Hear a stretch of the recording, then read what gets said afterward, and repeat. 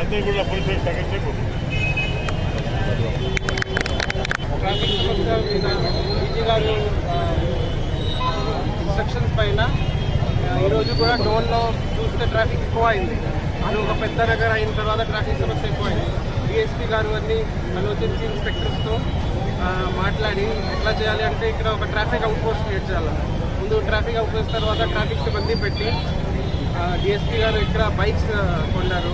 కొన్ని ఇంపార్టెంట్ మీరు చూసారు, కొత్త కొత్త కోన్స్, సోలార్ కోన్స్ కొన్నారు.